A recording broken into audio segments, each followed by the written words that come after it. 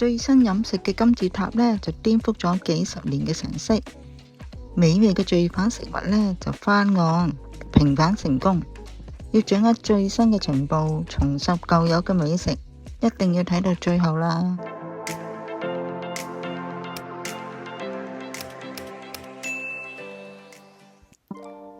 咁多年嚟呢，就依照飲食嘅建議呢，其實呢，就發現呢，就係好多人呢都仍然係有一啲慢性病嘅。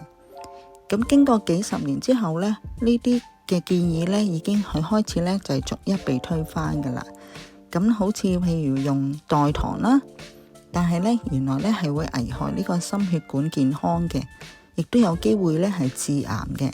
咁又建議食呢個植物牛油喎，但係原來呢係會令到反式脂肪呢就係危害係提升嘅。咁仲有呢，就係會選擇呢個植物嘅油㗎。咁例如呢係一啲粟米油啦，呢一啲係一啲提煉嘅油嚟㗎。咁其實呢就係會引致身體嘅發炎㗎。咁樣呢，就因為膽固醇嘅問題呢，就會叫人哋呢就唔好食蛋黃嘅。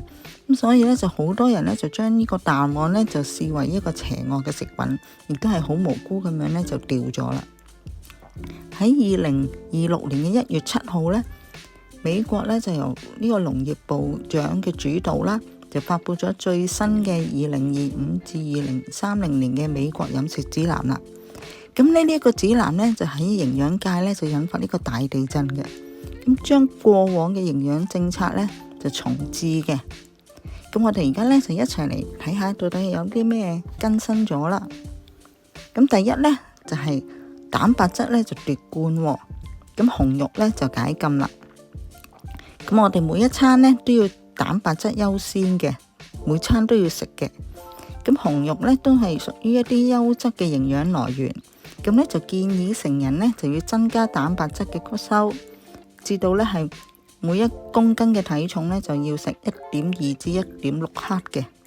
咁包括咗啲咩呢？就係紅肉啦、白肉啦、植物嘅蛋白質，即係好似豆腐啊、豆啊、堅果啊呢啲都係屬於植物嘅蛋白質。其實一般人呢，最差嘅呢，通常呢都係早餐嘅，咁好多都係呢食個麵包呢就算噶啦。咁嘅情況呢，就不如呢飲杯奶啦，或者加無糖豆漿啦、烚蛋啦，呢啲係比較好嘅選擇啦。咁如果係外賣早餐呢，就可以食一啲譬如雞塊扒啦，或者係雞蛋嘅，咁樣亦都可以呢幫助呢係增加呢個蛋白質嘅吸收啦。重點2就係呢脂肪呢就放監啦。咁全脂奶啦、雞皮啦、牛油啦、豬油啦，都係屬於健康嘅油分。咁呢，聽到呢，應該好多人呢都會好感動噶啦。但係呢，就唔鼓勵係勁食嘅，仍然呢，都係建議呢係總熱量嘅10% 以下嘅。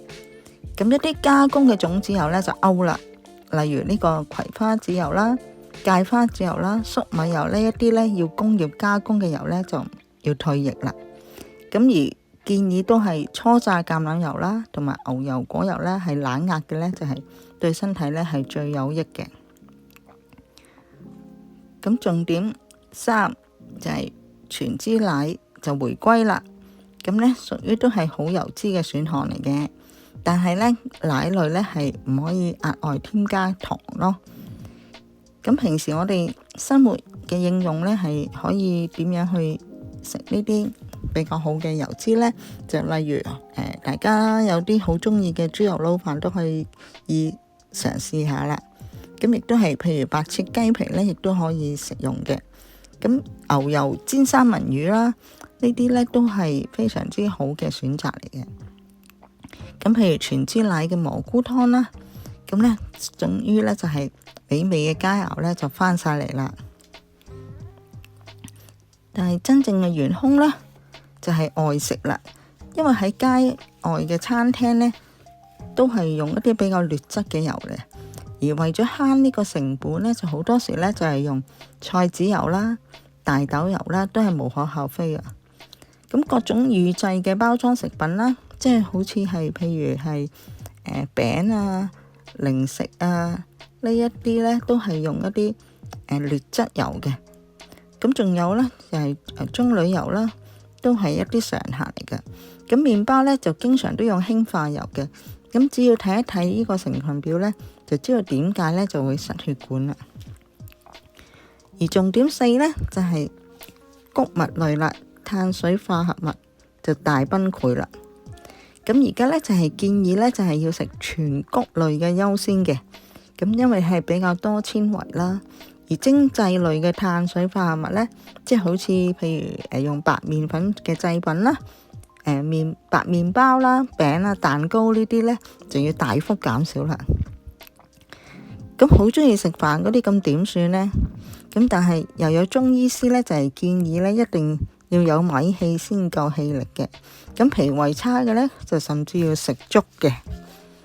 咁咧我就覺得咧，其實咧飯咧係可以食嘅，因為咧都係冇加工嘅，都係屬於一啲原形嘅食物嚟嘅。咁反而係意粉啊呢一類咧，就係麵粉做嘅嘢咧就可免則免啦。咁而蕎麥麵咧都係一啲好啲嘅選擇嚟嘅。咁到重點5啦，就係咧要嚴格限制呢個高度加工嘅食物啦，同埋添加嘅糖啦。咁好邪惡嘅超加工嘅零食呢，例如呢個薯片啦、糖果啊，同埋一啲預製嘅食品呢，就要留意啦。有冇太多嘅鹽啦、糖啦？呢啲全部都係低營養價值嘅。咁仲有各式各樣嘅添加劑啦、人造色素啦、人造香料啦，甚至係人造嘅代糖嘅飲品啦、食品呢，都係有害無益嘅。即係話呢，之後呢，都要習慣呢睇標籤，即使係一啲譬如好健康嘅乳酪啦，都要留意下呢，有冇呢係再加咗啲糖落去啦。即係汽水啦、飲品啦嗰啲話係橙汁，其實係人工調味嘅呢，就一律都唔建議噶啦。咁到重點6啦，咁蔬果呢就要原裝咁樣食嘅，即係要食原個嘅。咁譬如急凍嘅罐裝嘅呢，只要係冇添加大量嘅糖或者其他添加劑呢，都可以食嘅。咁如果係榨汁嘅呢，就真要限制嗰個份量啦，同埋呢就唔好額外有糖分加咗落去咯。咁同埋可以係加水嚟到溝稀嚟到飲嘅。咁重點7啦，就係要關顧呢個腸道嘅健康啦。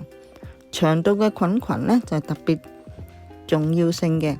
咁發酵食品啦，例如呢個泡菜啦、德國酸菜啦、味噌啦，都有提及，都係建議進食嘅。總括嚟講呢，最核心嘅部分呢，就係要選擇真嘅食物啦，而未加工或者係低加工嘅原型食物，而唔係呢過度加工嘅食品。呢一類呢，先至係各種慢性病嘅元兇。而成個政策呢，就係要預防啦。對於一啲特定嘅人群，例如哺乳嘅女士啦、長者啦，都建議呢有需要時呢就可以跟專業嘅指示呢就係服用補充品啦。咁而家呢，就係時候呢要檢視下大家平時食啲乜嘢啦，就唔好再食一啲影響身體健康嘅狀況而形成呢個慢性病啦。